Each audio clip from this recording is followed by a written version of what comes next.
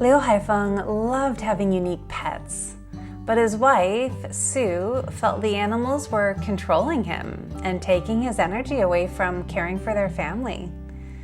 Finally, she gave him an ultimatum. You can't raise these animals. Well, this led to many arguments about the matter. Hi, I'm Dr. Jolene Kinser, and I'm glad you're here. This story from chapter 6 of Changing Normal is a powerful example of how even when we misunderstand each other's motives, choosing to care about the other person's interests can make all the difference in a relationship. Sue thought her husband cared more about his pets than her. And if he didn't have the pets, she thought he would focus more on the issues that she felt he should be focused on.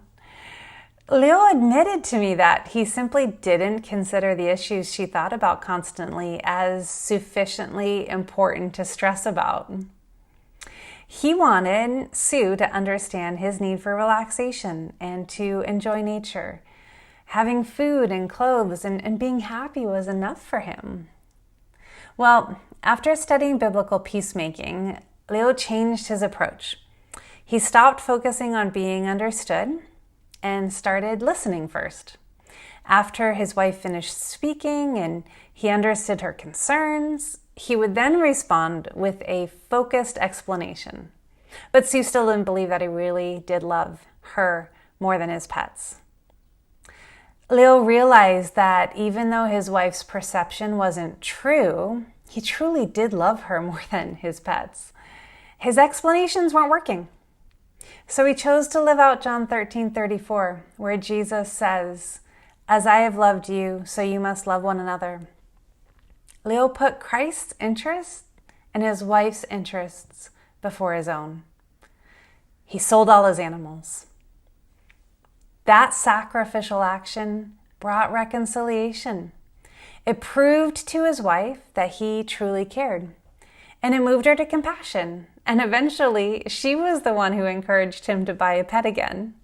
But most importantly, his actions set the stage for them to discuss how to meet both of their core needs and accommodate their differing values. In choosing to love each other well, they were both looking after Christ's interests.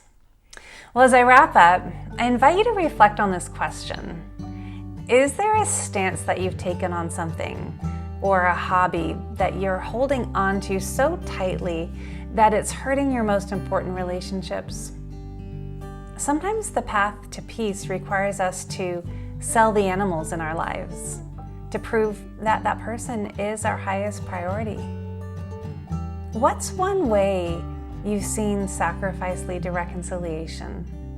And let's encourage each other in the comments below. Next time, we'll look at how oftentimes the complaint that a person has isn't the real problem. I'll see you then.